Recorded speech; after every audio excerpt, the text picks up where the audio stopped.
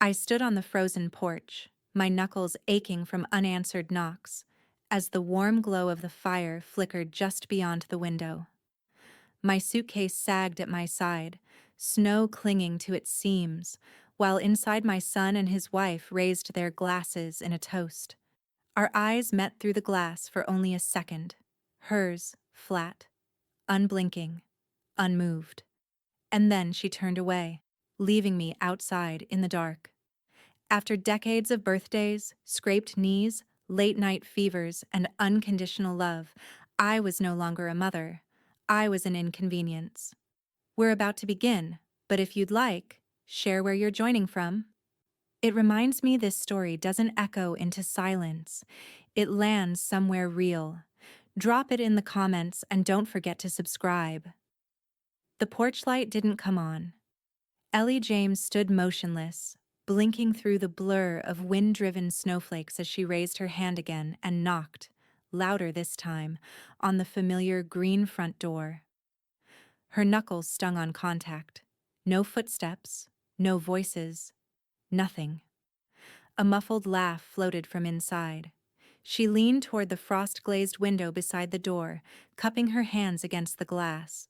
Through the narrow slit between the curtains, she saw her son, Luke, and his wife, Melanie, lounging on the couch like they didn't have a care in the world.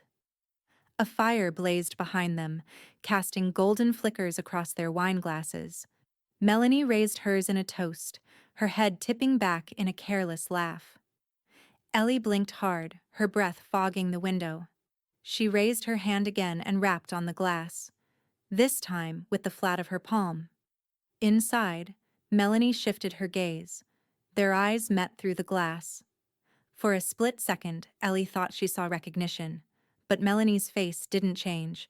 No surprise, no smile, just a cold, blank stare.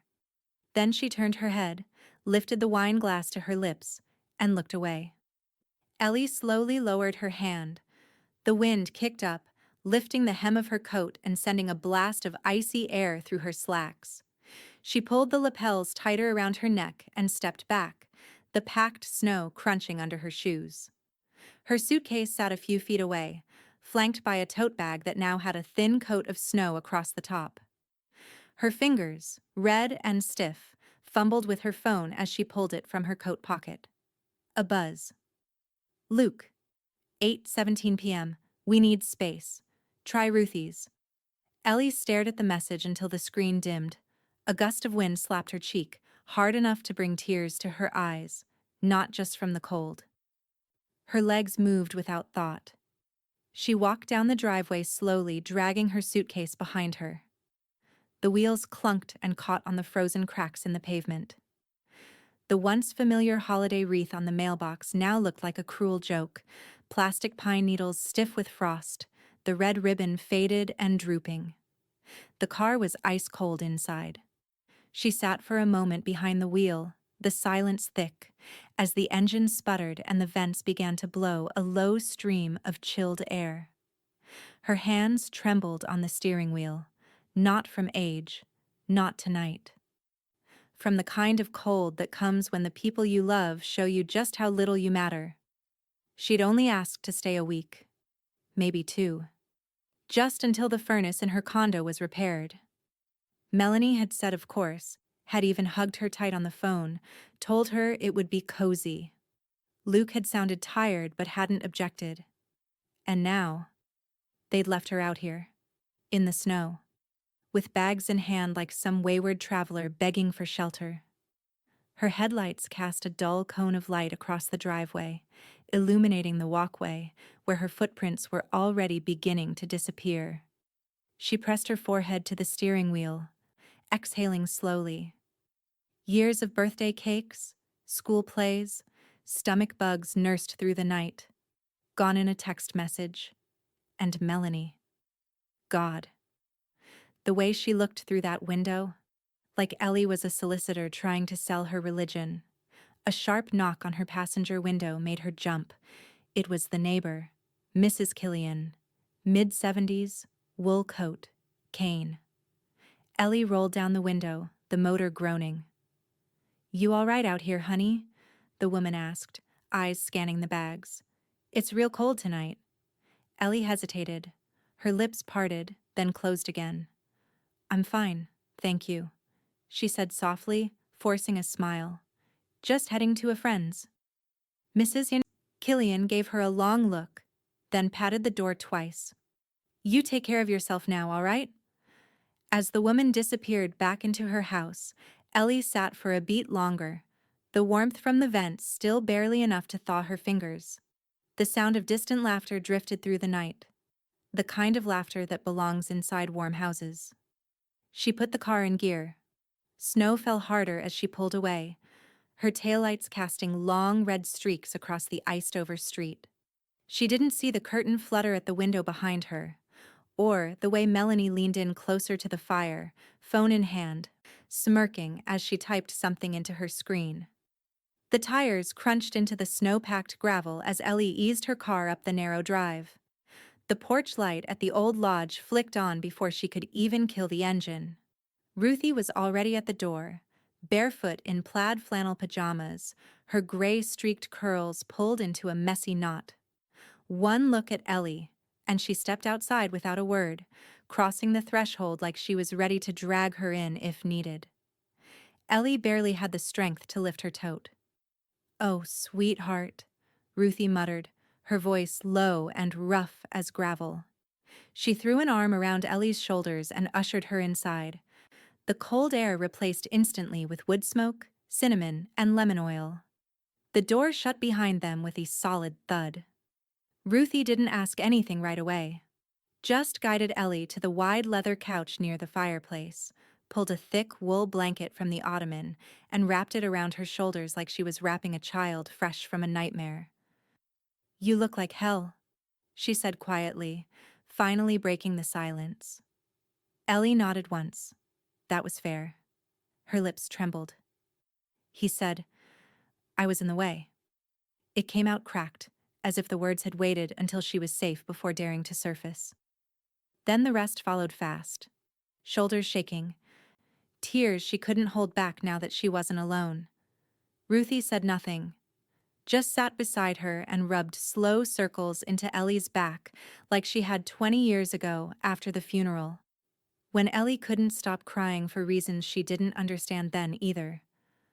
"I was just cold," Ellie whispered through tears.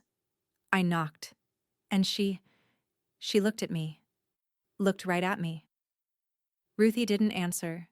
She stood, walked to the kitchen, and returned with a mug of something steaming and dark, with a slice of lemon bobbing at the surface. "Drink. Don't talk." Ellie took the cup with both hands and sipped. It was bitter and hot. Familiar. "You still make the same black tea?" she said hoarsely. Ruthie gave a small smile that didn't reach her eyes. "Only for people who deserve to be warm." A long silence passed between them, broken only by the gentle hiss of logs shifting in the fire and the distant sound of the wind howling around the eaves. Ellie leaned her head back, still clutching the mug, her body beginning to thaw in slow degrees. Then Ruthie's phone buzzed twice on the table. She ignored it. It buzzed again. With a sigh, she picked it up and squinted at the screen. "Oh, for the love of," she muttered, tapping with sharp, impatient fingers. "Would you look at this crap?" She turned the screen toward Ellie. It was a Facebook post. "Melanie James holiday. Peace and warmth at last. Cozy fire, good wine, quiet hearts. Attached. A selfie of Melanie and Luke, grinning in front of the fireplace, wine glasses raised. The same fireplace Ellie had just seen through the window. The timestamp read, "Just now." Ellie stared at the image, stunned, her heartbeat in her ears. "They posted this?" she said, voice thin. "Like I was never there?" Ruthie snorted. "Oh, she wants a reaction. That's the kind of post people write after doing something nasty to feel better about it." Ellie shook her head. "He let her do this?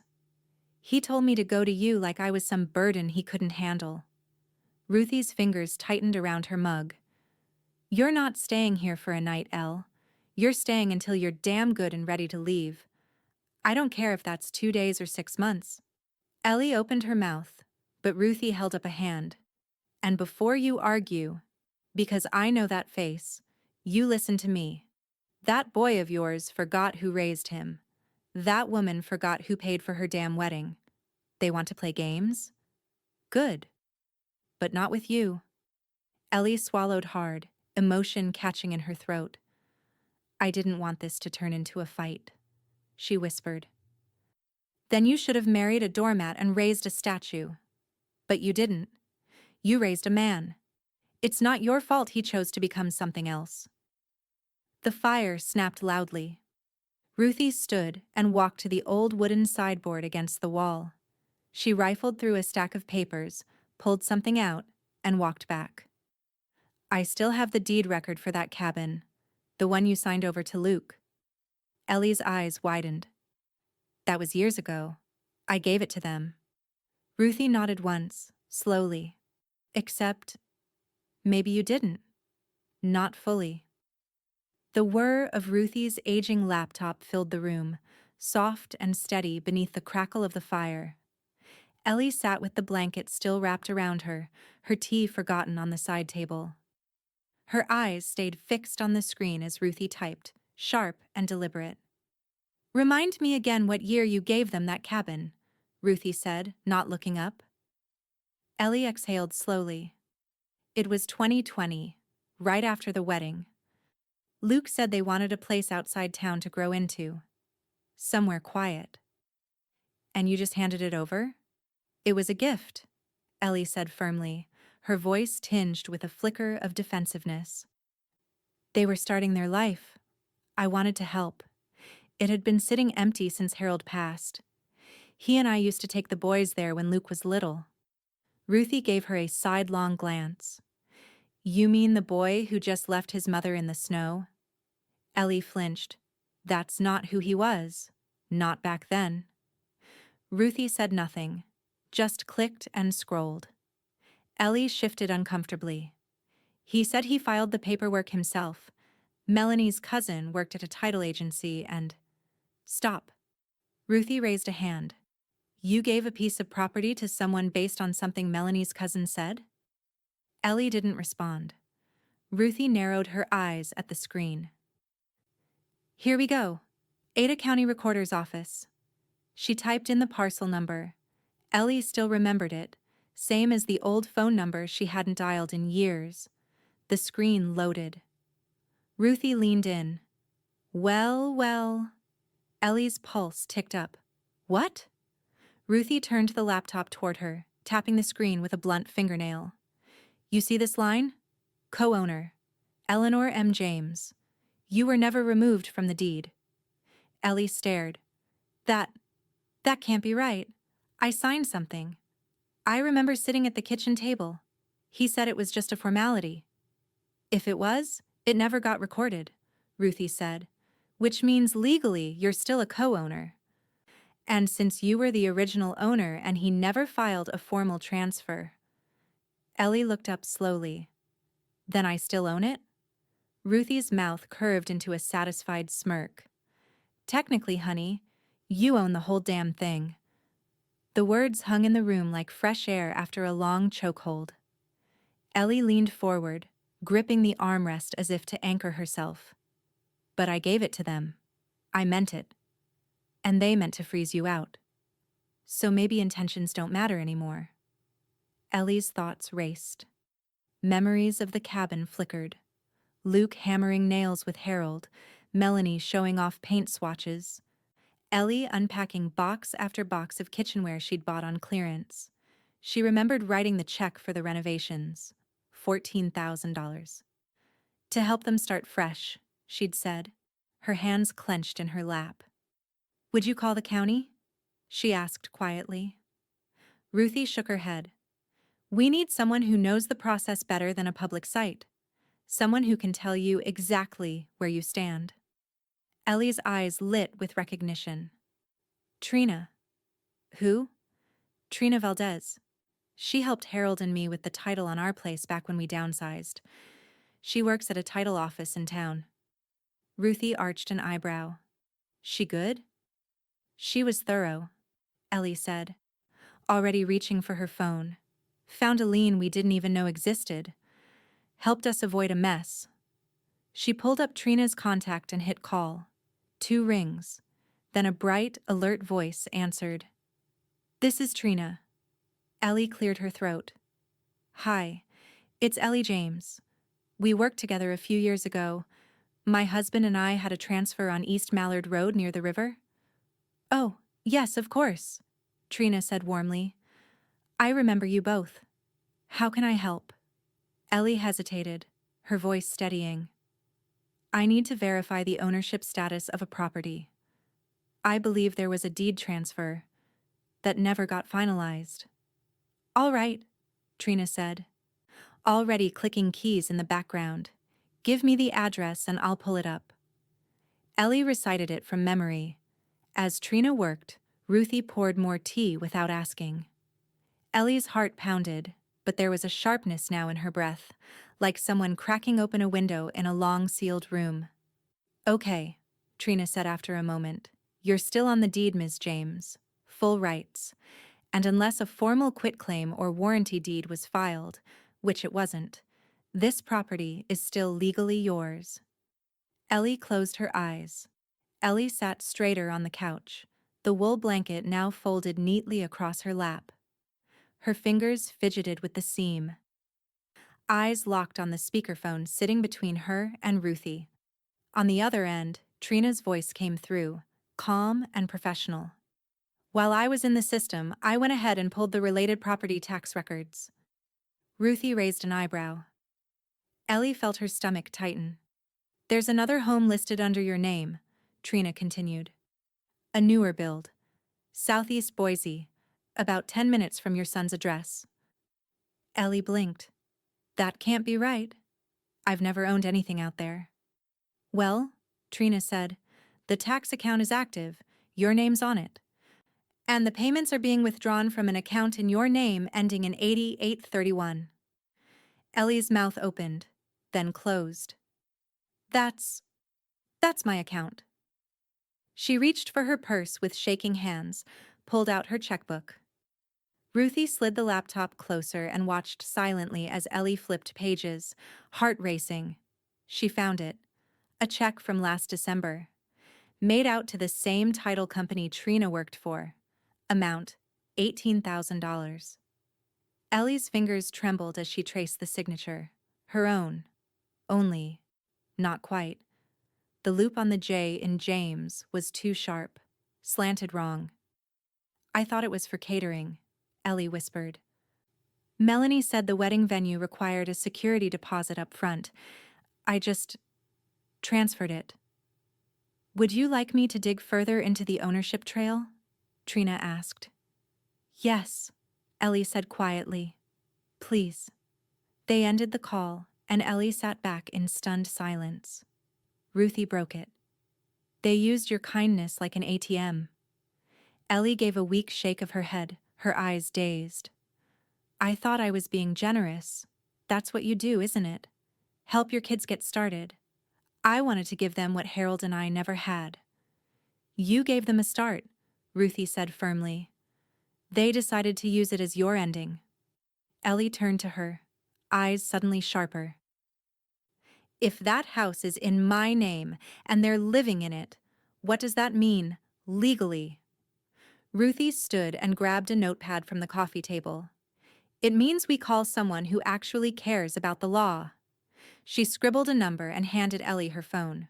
Call Wes Howard, legal aid volunteer. He helped me last year when my tenant trashed the rental unit. The man's a pit bull. Ellie hesitated, then dialed. It rang 4 times. Then, Wes Howard. Hi, this is Eleanor James. Ruthie Clark gave me your number. A pause. Then his voice warmed just slightly. You're the Ellie she's always talking about. Ellie glanced at Ruthie, who winked.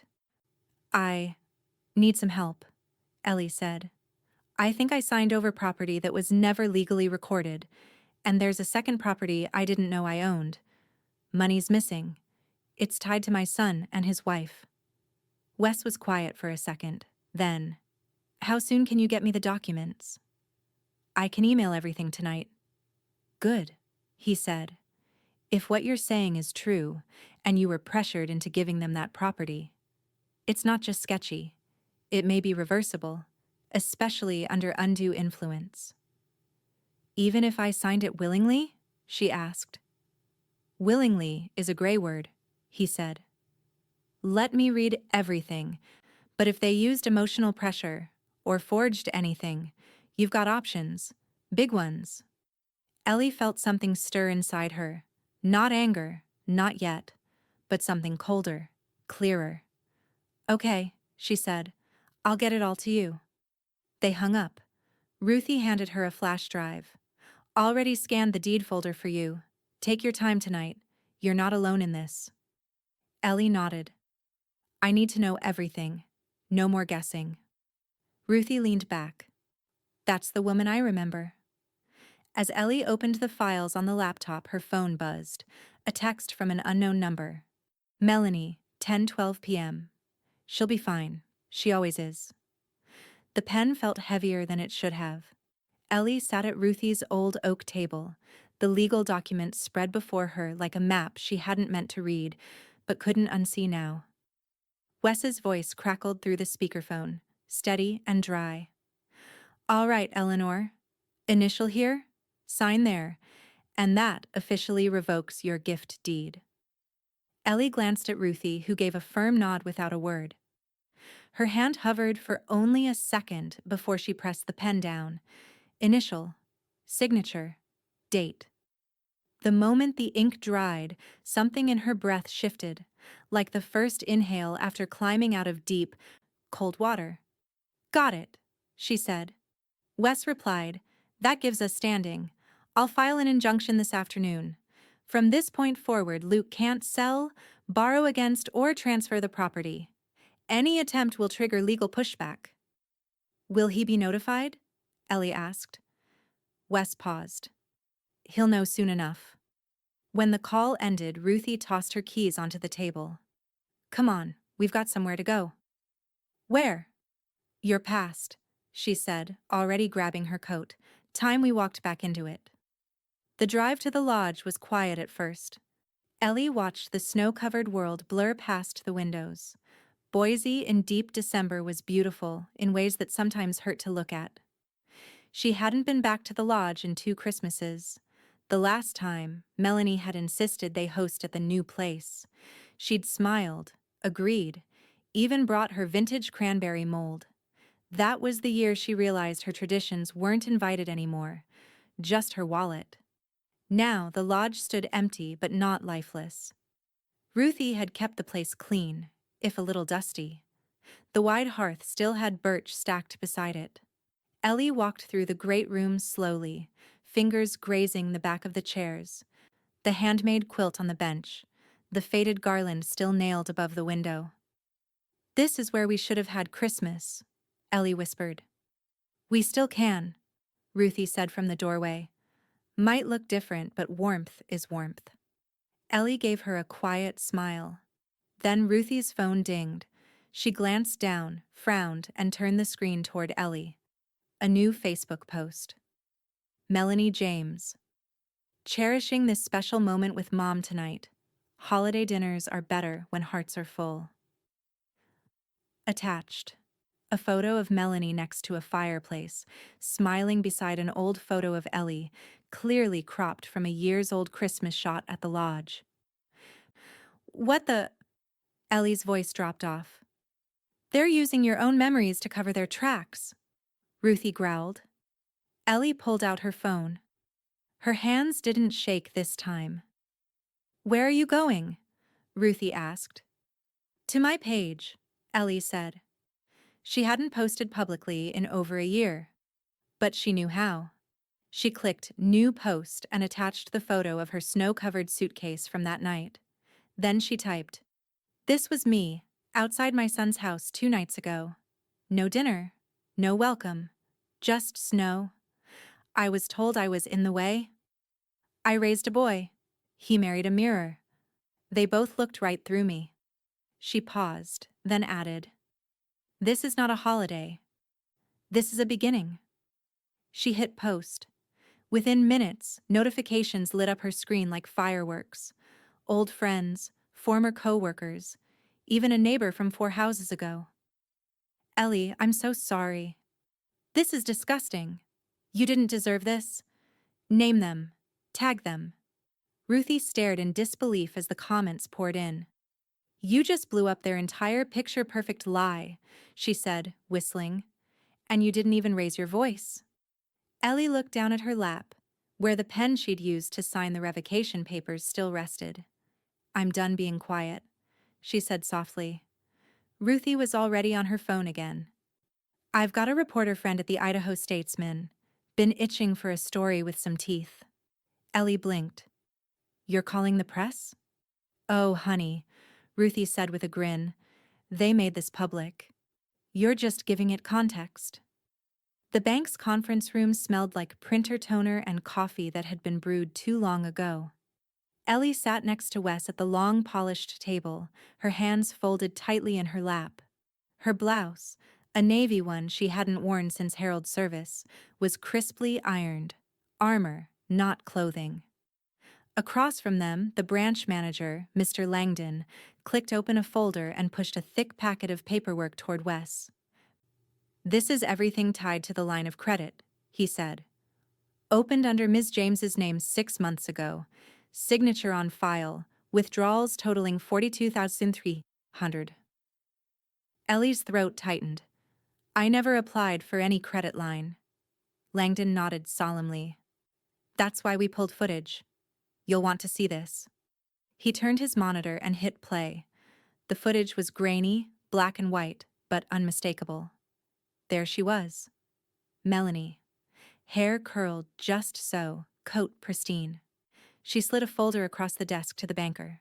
The angle was perfect. Her hand moved across a document, pen poised. She signed. "Pause it," Wes said. Langdon did. Wes leaned forward. "Zoom on that signature." The banker enlarged the still frame. Ellie stared at it. It was hers, but not. Too clean, too fast. The curve of the E was missing its usual loop. "She practiced that," Ellie said quietly.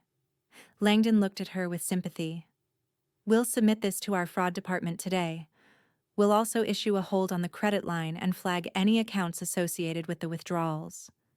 "What did she use it for?" Ellie asked, eyes sharp now. Langdon handed her a printout. Charges to high-end home staging companies, designer outlets, boutique furniture stores in Meridian and Eagle.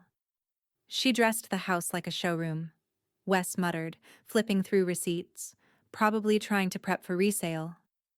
"She thought she could sell it," Ellie said. "My cabin." Wes nodded. "Good thing we filed the injunction yesterday." Ellie pressed her palm flat against the table, grounding herself. Then she turned to Wes. "It's time." Back at Ruthie's, Ellie paced the living room, phone clutched tight in her hand. The cold fury in her chest hadn't faded. It had sharpened into something steel-like, focused. She had waited long enough. She scrolled to Luke's contact and hit call. 3 rings. Then his voice. Cool, casual, as if she hadn't been iced out in every way possible. "Hi, Mom. You have a minute?" she asked, voice even. "Kind of in the middle of something. Can it wait?" She didn't answer. Luke sighed. "Fine, what is it?" She exhaled. "I just came from the bank." Pause. "Oh?" "They showed me footage of Melanie using my name to open a credit line. She forged my signature." Long silence, then. "You always get worked up over little things." "Identity theft is a felony, Luke." Another pause. Then the mask slipped. "You're being dramatic. Again. This is just more of your—" Ellie cut him off, her tone calm but razor sharp. "I'm not dramatic. Not anymore." The silence on the other end changed shape. Less annoyed now, more uncertain. "I want you to listen to me very carefully," she said. "Wes Howard is filing charges. Melanie committed fraud. You knew about the cabin, the money, the accounts. You let it happen. Maybe you didn't sign the forms, but you signed off on the damage. Mom! No! She snapped. You don't get to call me that like it means something. A long breath passed between them. You've got one choice now, she continued. Stay out of my way. I'm not the woman you left in the driveway. Then she ended the call. Ruthie was standing in the doorway, arms crossed. How'd it feel? She asked. Ellie looked out the frosted window, watching snow begin to fall again. Like I just shoveled 20 years off my shoulders. Her phone buzzed again. This time, it wasn't Luke. It was a friend request from a local news anchor. The scent of roasted turkey and fresh rosemary filled the lodge like a memory come back to life. Ellie moved carefully between the tables, 20 folding chairs arranged with mismatched linens and handmade name tags. Some guests wore donated sweaters. Others arrived in coats they clearly hadn't taken off in days. But they smiled. They laughed. They filled their plates and refilled their cups. For one night, warmth won. Ruthie bustled behind her, carrying another tray of stuffing from the kitchen. That's the last batch, she said, cheeks flushed with heat and motion. Some guy from the hardware store dropped off 5 pies like he was delivering national treasure. Ellie glanced around the room. A local Girl Scout troop had made hand-decorated gift bags for every guest, filled with socks, gloves, and single-serving hot cocoa packets. A retired piano teacher from Twin Falls was playing carols on the old upright by the fireplace. Even the mayor's assistant had shown up with canned goods and a check for the utility fund. This wasn't what Ellie had planned for the holidays. It was better. A woman in a puffer coat approached, her voice timid. Are you the lady who posted about being left out in the cold? Ellie hesitated, then nodded. That was me. The woman smiled, eyes watery. My daughter sent me that post. Said, Mom, she reminds me of you. I'm staying at a friend's now too, but this feels like home. Ellie gripped her arm gently. You are home, for as long as you need to be. Across the room, Ruthie's phone dinged. She pulled it from her apron pocket and snorted. Oh, look, she muttered, handing it to Ellie. A new Instagram post. Melanie James Dutch Lifestyle. Giving back this season to those who need it most.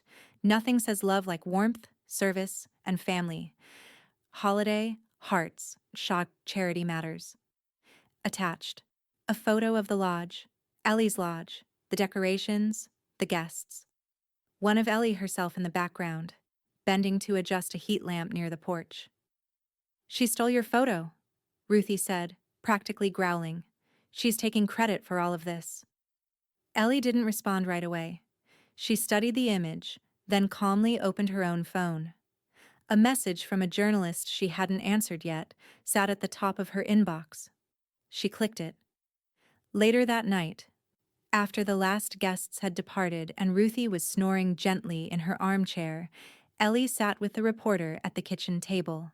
Kara Nichols from Channel 2 News was young but sharp-eyed and respectful, the kind who didn't fill silence with small talk. She clicked her recorder on. Start wherever you want, she said. But be real. That post you made, it hit something. Ellie told her everything. Not the legal details, not the strategy. That wasn't for public consumption. But the heart of it, the betrayal, the driveway, the silence that felt colder than the snow, and how she decided to turn that cold into something warm, for people like her, and for the people who never thought they'd end up alone. When Kara left, she hugged Ellie softly and said, You didn't just survive, you changed something. The story ran the next morning. Front page of the Boise Local. Segment on the 6 p.m. news. Headline, Thrown Out. She built warmth for others. Within hours, Ellie's email flooded. So did Ruthie's PayPal. $10 here, $50 there. A man from Caldwell pledged to pay for 3 months of propane. A retired teacher offered to host a blanket drive. A family in McCall offered an empty duplex to house a few women for the winter. Wes called, his voice tight with wonder. Ellie, we've had 4 different law offices reach out offering pro bono assistance. Ruthie walked into the living room with a fresh stack of mail. You're going to need a P.O. box, she said, unless you plan on turning the lodge into a post office. Ellie smiled, holding her mug close. Let them send what they need to send, I've got space. The screen lit up with a number Ellie hadn't seen before, 25 417.89. She stared at the GoFundMe page, her glasses slipping slightly down her nose. It had only been 2 days. 2 days since Kara's story aired. 2 days since she clicked publish on a campaign titled Warmth with Dignity, Emergency Aid for Women 60 Plus Facing Housing Loss. What started with a goal of $5,000 had blown past it overnight. The donations were small, mostly $20, $50, sometimes $100 with messages like, "For my mom, who went through this. Because no one deserves to be left outside. I see you, Ellie. Keep going." She read every single one. Behind her, Ruthie set down a fresh pot of coffee with a grin. What did I say? Don't underestimate women with cold hands and hot tempers. Ellie chuckled softly, but her gaze didn't move from the screen. I never thought I'd start something like this. Ruthie shrugged. You didn't start it. Life did. You just picked it up before it froze over. They sat at the lodge's kitchen table, the same spot where Ellie had first signed the paperwork with Wes. But today, a file folder sat between them.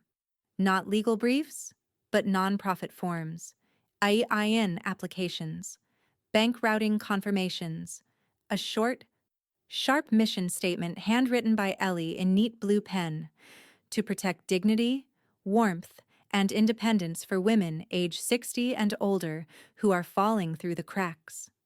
At the top of the form, the foundation's name, the Hearth Fund. Ruthie looked down at it, then up at Ellie. You know the lodge is yours, right? To use whenever. Every Wednesday night, every snowstorm. Just say the word. I was hoping you'd offer, Ellie said with a smirk. That afternoon, she was refilling the sugar bowl when Ruthie stormed in holding a thick white envelope. From Melanie, Ruthie said, practically spitting the name. Certified mail. Ellie wiped her hands and peeled the envelope open. Inside, a printed cease and desist. Melanie's tone was as brittle as ever, even in type. You are infringing on the public image and charitable reputation of Melanie James Lifestyle Properties, LLC. Cease all public insinuations and remove any photos, references, or claims of association. Ellie read it twice, then laughed.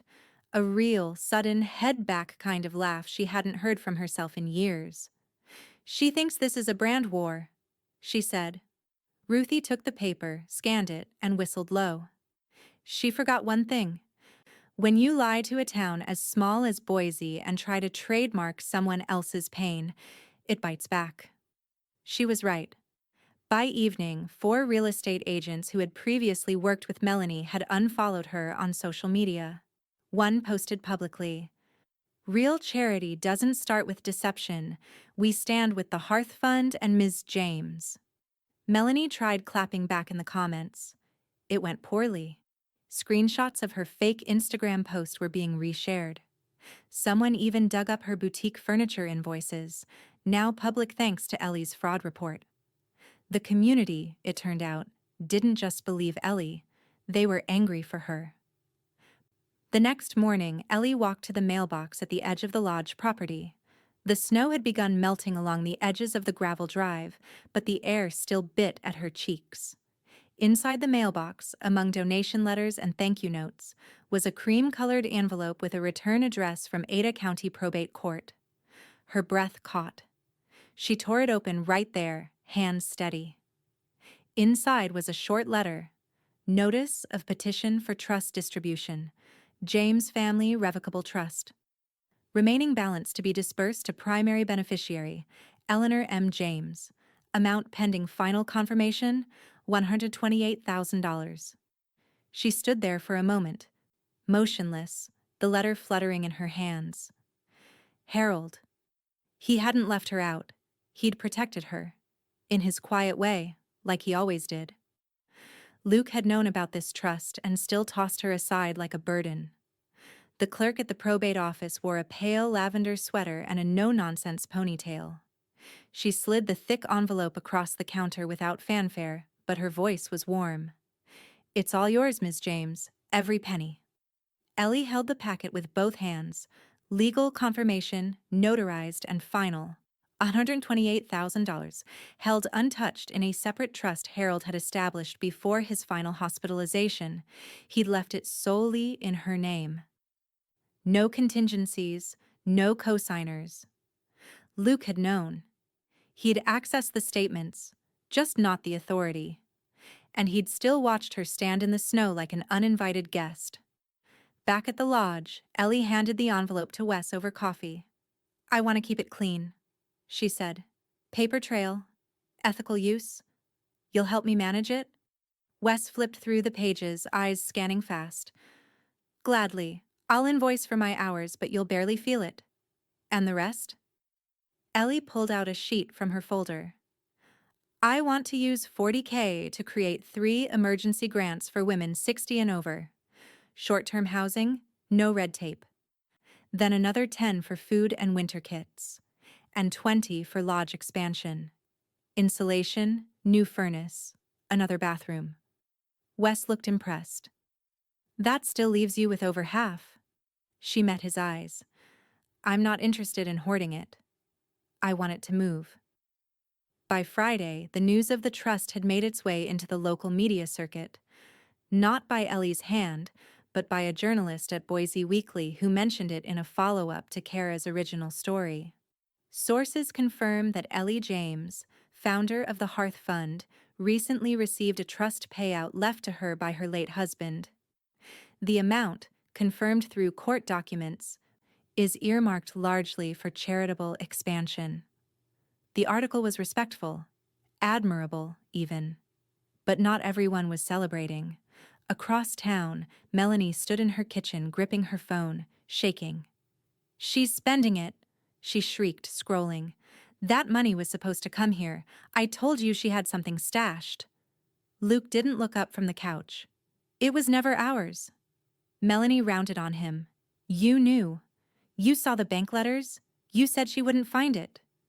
"She didn't," Luke said flatly. "The court did."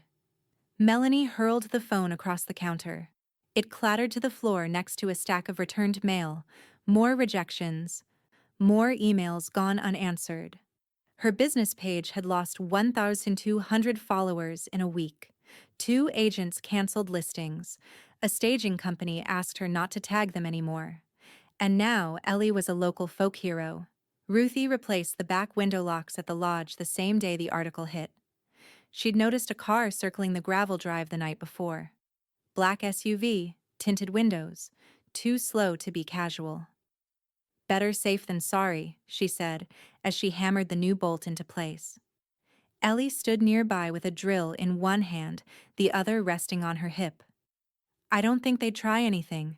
Not now." Ruthie glanced up. "I think desperation makes stupid people braver than they should be." Ellie nodded. "We'll finish the security lights tomorrow.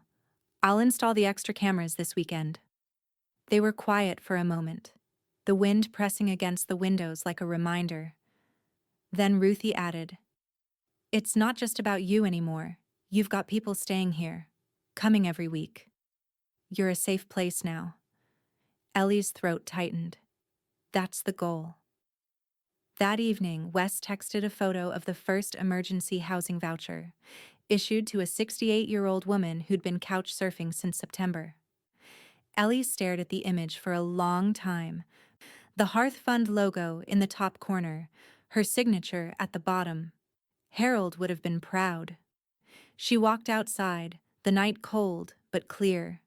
The porch light glowed amber behind her, and across the lawn, The lodge windows flickered with movement. Another support circle was underway. She stood still, her arms folded. Then her phone buzzed. A new email. Subject: Notice of formal complaint. Property occupancy dispute. From Ada County Clerk's office. The courtroom was nearly empty. Just Ellie, Wes, the clerk, and a thin scattering of late-afternoon sunlight stretching across the floor. Wes stood before the judge, voice crisp. Your Honor, we're filing a formal eviction against Luke and Melanie James. My client, Ms. Eleanor James, remains the sole legal owner of the property. We've submitted a copy of the original deed, the injunction from December, and the recent occupancy dispute brought against her. The judge barely blinked. She's the named owner? Yes, sir. The occupancy complaint was filed under false pretenses. The plaintiffs were never legal tenants, just opportunists. The gavel came down like punctuation. Eviction granted. Sheriff's Department will enforce within 72 hours. Ellie exhaled quietly. The paper slid across the table to her. Not heavy, but it felt like closure. 2 days later, the sheriff's SUV pulled up to the pale gray house Luke and Melanie had once staged for resale. Ellie remained in Wes's passenger seat, parked across the street. She didn't need to be the one knocking. Not anymore. The deputy walked up the steps and rang the bell. Then again. Harder. Inside, the curtains twitched. Melanie cracked the door. She wasn't dressed for performance this time. No lipstick, no heels. Just leggings, a hoodie, and eyes too wide. What is this? She asked the sheriff. You've been served, he said, holding out the papers. You need to vacate the property within the hour. That's my house, she snapped, glancing toward Luke, who had appeared behind her, shirt wrinkled, phone in hand. No, the deputy said calmly. It's hers. Melanie turned toward Luke. Say something. But Luke looked at Ellie. Even across the street she could see it.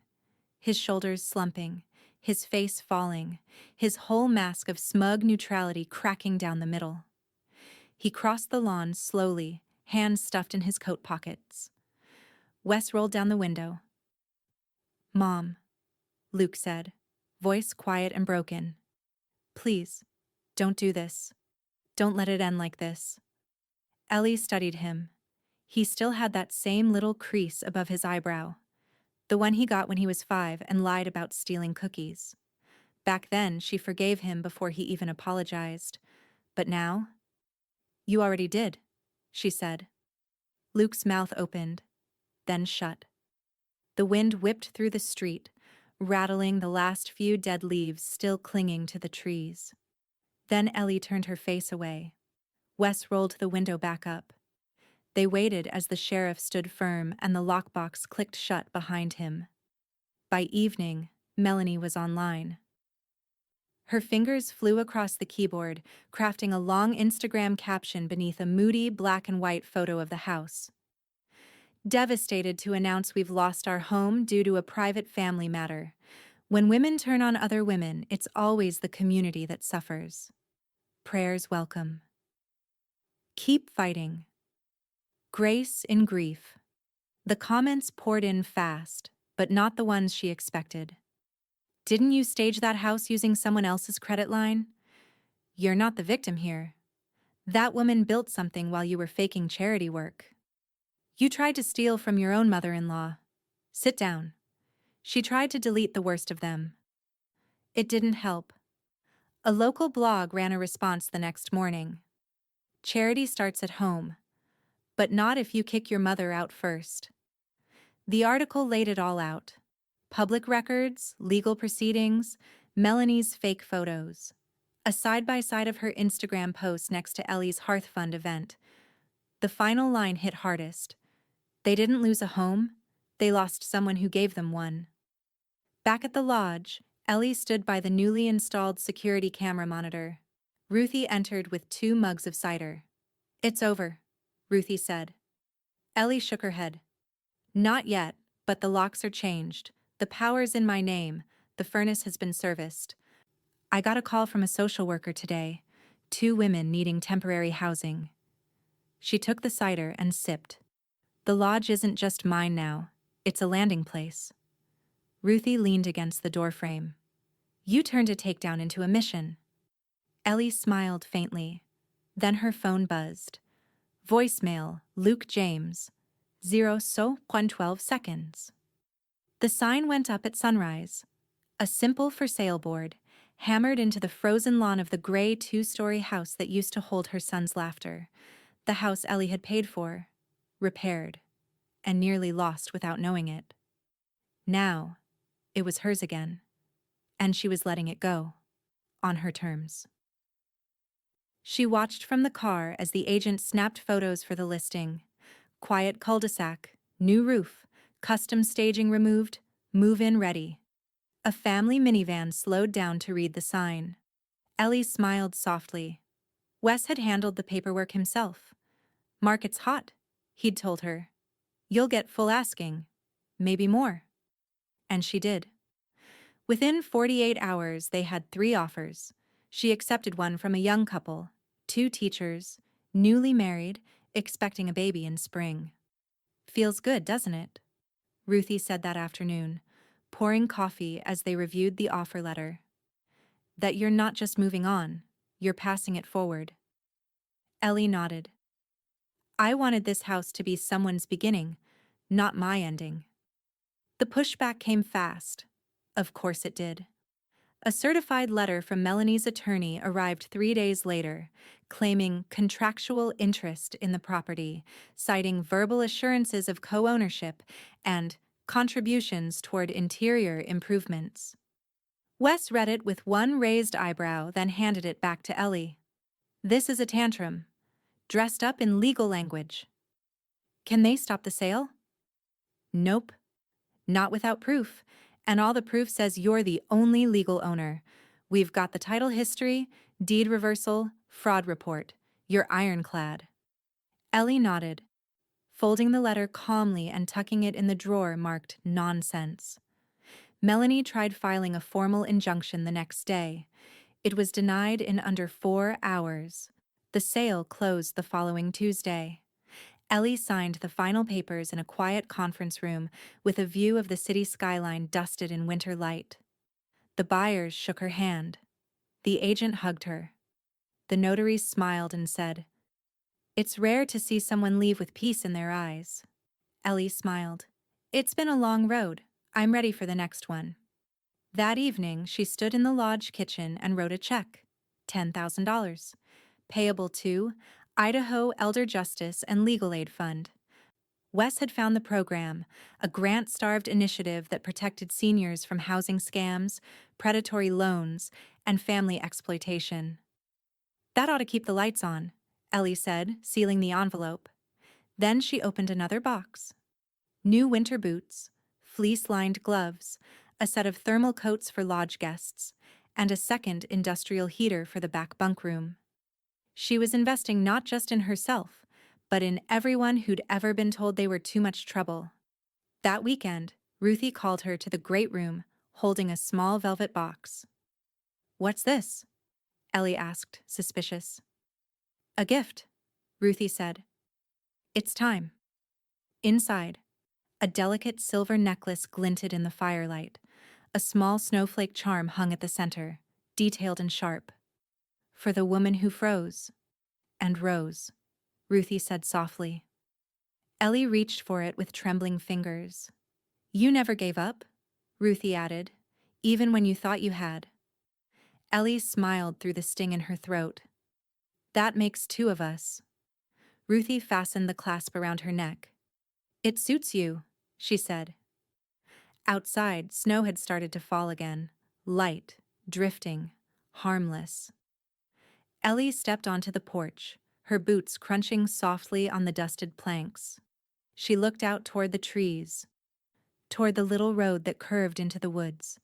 This wasn't the end. This was control. This was freedom. She touched the snowflake charm lightly, then turned back toward the lodge. The porch light flickered once, then steadied. Her phone buzzed in her coat pocket. A new message from Kara Nichols, the Channel 2 reporter. Kara Nichols.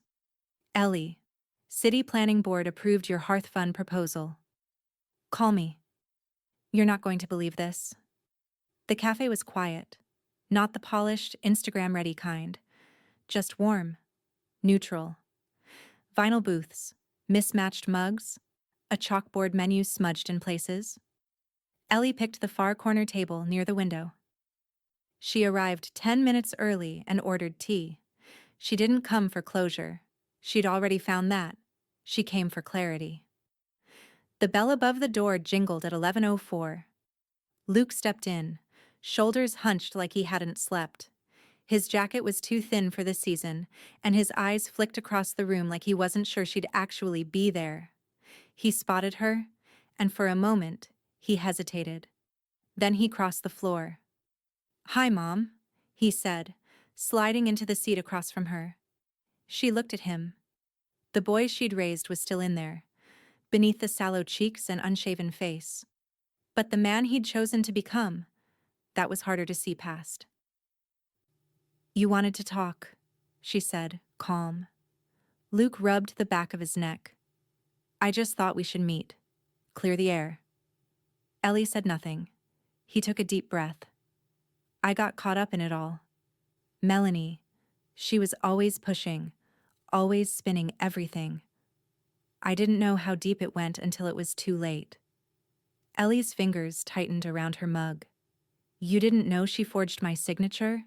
Used my money? Stole from me while I was still paying her cell phone bill?" Luke's face flushed. "I wasn't... She didn't tell me everything." Ellie's voice was quiet. "But she didn't have to, did she?" He looked away. "I didn't mean for it to get that bad," he mumbled. "No," Ellie said, voice sharper now. "You just meant for me to disappear quietly, so you wouldn't have to feel guilty about benefiting." Luke stared down at the table. "I'm sorry," he whispered. "I am." She studied him.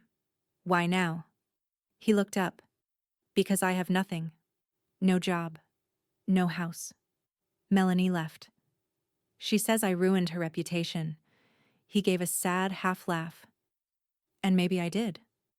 Ellie's expression didn't change. "I thought maybe..." He cleared his throat. "Maybe you could help me restart. Just something small. Alone, maybe. Until I get back on my feet." She reached into her bag. His eyes brightened for half a second, until she slid a tri-fold brochure across the table. Boise Men's Transitional Housing, hot meals, case support, clean start. Luke looked down at it, then back up at her. "You're not serious." Ellie's voice was steady. "They have open beds, a vocational re-entry program. You'll be fine." He blinked. "You'd really let me go to a shelter?" "I didn't let you go there," she said. "You put yourself there." He opened his mouth to protest, but she reached across and placed a hand gently over his. "I'm not angry anymore," she said. "But I'm not stupid either. You made choices, Luke. I made mine." His eyes watered just slightly. She stood up. "I have people depending on me now," she said. "Women who don't have mothers to turn to. I can't waste energy on someone who treated me like an obstacle." He stood too. "So that's it? You're just done?" Ellie stepped forward, wrapped her arms around him. Once. Briefly. Like a goodbye. Not a reconciliation. She let go first. "You were my son before she ever showed up," she said softly. "But she didn't twist you. You let her. That's what hurts." She walked to the door, her coat already in hand. Luke stood alone by the table, fingers still resting on the edge of the brochure. She didn't look back. Outside, the snow had picked up again, soft flakes catching in the folds of her scarf. She buttoned her coat and turned down the block toward her car. In her pocket, her phone buzzed. Text from Ruthie. "We got the green light on the land parcel. Tiny home permits are in. They want to break ground by spring." The cottage wasn't large, but it was hers. Tucked just off a winding side road half a mile from the lodge, the home had wide eaves, a covered porch, and new white siding that made it glow in the snow like something out of a winter postcard. It had 2 bedrooms, 1 bath, a stacked washer and dryer, and a fireplace that lit with a button instead of kindling. Ellie stood in the middle of the living room on move-in day, the keys still warm in her hand. No one had to give her permission to be here. No one was waiting to take it from her.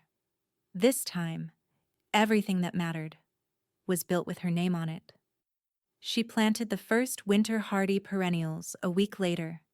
Lavender, Russian sage, a few sprigs of dusty miller in long cedar planters Ruthie had helped her carry in from the truck. "Don't ask me if I've ever done this before," Ellie warned. Ruthie snorted. "You know I won't." They crouched side by side, gloves on, cheeks flushed from the cold. "These'll come back next year," Ellie said, patting the soil, "if the frost doesn't get them first." "They will," Ruthie said. "They're built for the cold, just like you." By February, the Hearth Fund had gone from a scrappy GoFundMe to a fully registered 501(c)(3, with its own board of directors, 5 volunteers, and a waiting list of women needing transitional housing. They'd broken ground on the first 2 tiny homes in early January. One of them was already framed, its windows facing the mountains. Ellie stood beside the construction site with Kara Nichols from Channel 2, both of them bundled in parkas and thick scarves. "You ever imagine it would get this big?" Kara asked, scanning the blueprint on the clipboard. "No," Ellie said, smiling, "but I imagined what it felt like to be left behind.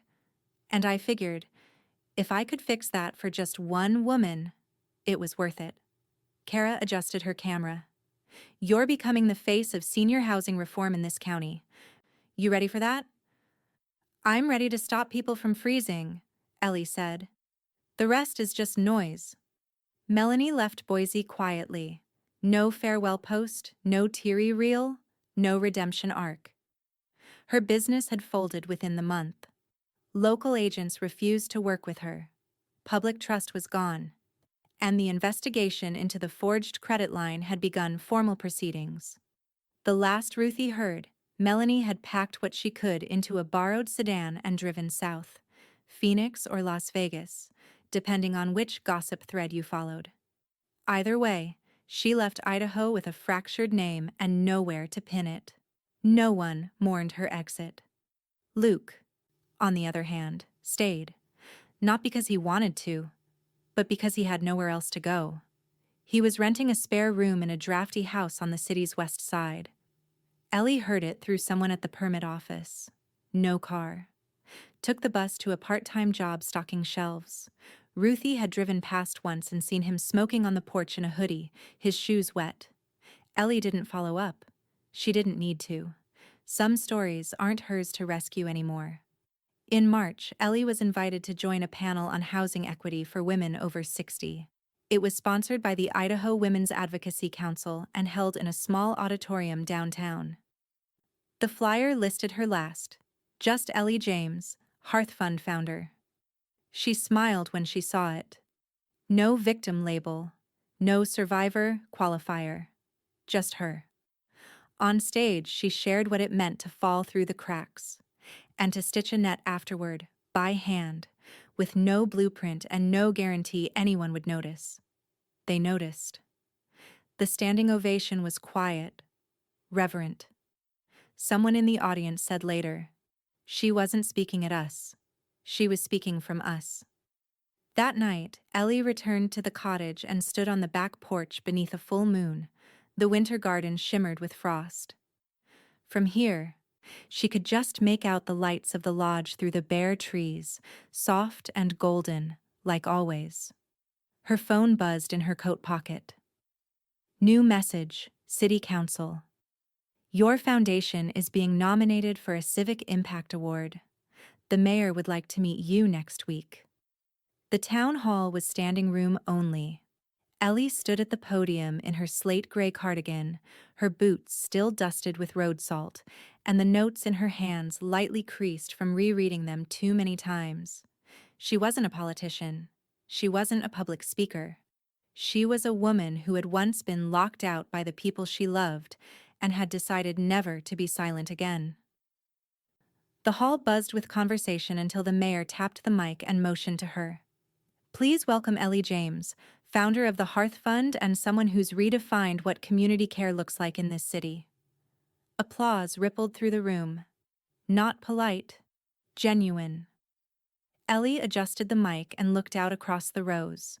Young faces, old ones, women in scarves, men in worn coats, council members with tablets in their laps, and Ruthie, standing proudly against the back wall with her arms folded. Ellie didn't need to raise her voice. She just needed to tell the truth. This winter, she began, I froze outside my own son's home. The silence that followed was instant, sharp. Not for long, and not in a way that risked my life, but long enough to realize that some people will let you stand there, hands full, heart open, and still turn the porch light off. She took a breath. That's not a unique story. It should be, but it isn't. She shared the numbers. Senior homelessness on the rise, eviction rates climbing for women over 60, the impossible tangle of paperwork that kept emergency aid just out of reach. Then she pointed to the screen behind her as a slide clicked on. A photo of the Hearth Fund's first tiny home, framed and painted pale blue, a solar panel angled toward the mountains. We started with nothing. Now we house 3 women a week and feed 15. We're building 2 more homes this spring.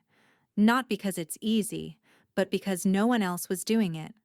And then, her closing line, off script, from memory. This isn't about revenge or shame. It's about refusal.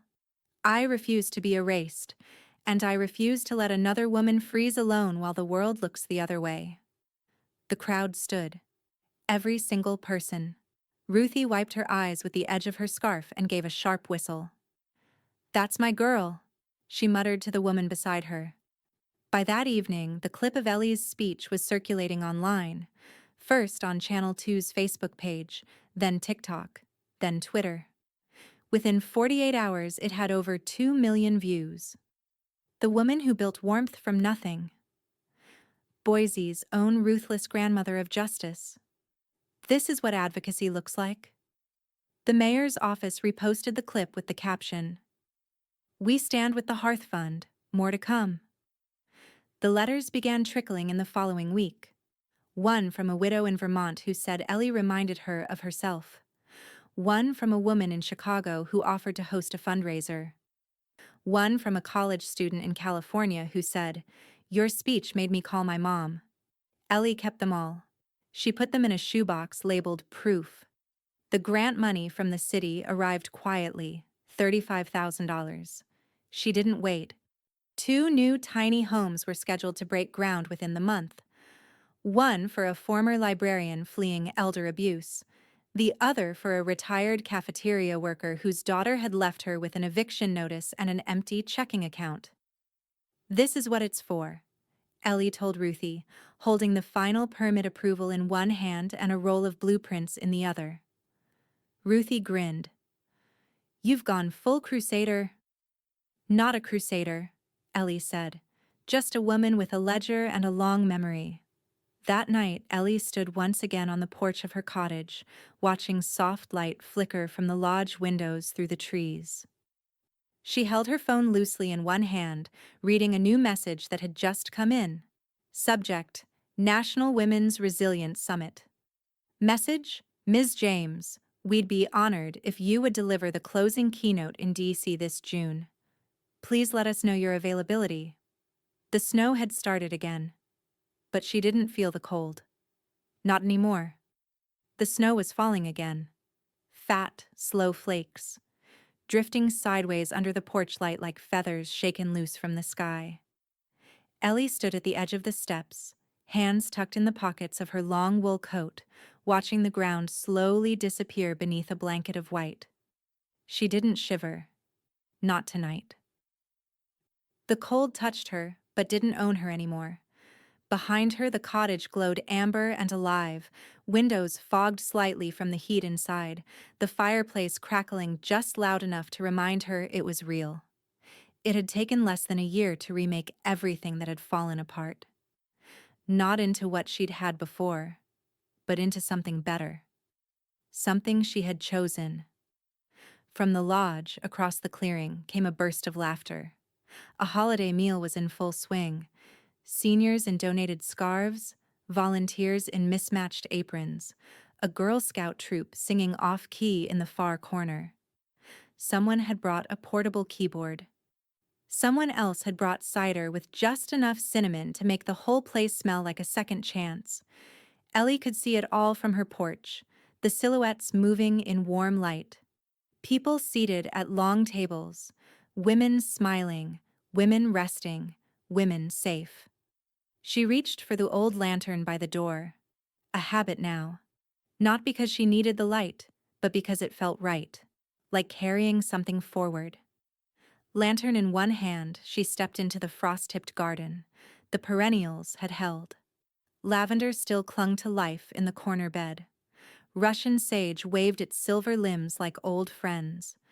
The dusty miller, stoic as ever, rimmed in ice, but upright. She walked the path slowly, the crunch of snow beneath her boots grounding her in the moment. Each step a reminder, not of where she'd been, but of what she'd become. From the edge of the trail, she paused and looked toward the new tiny home. It had gone up fast, just like the others, but this one felt different.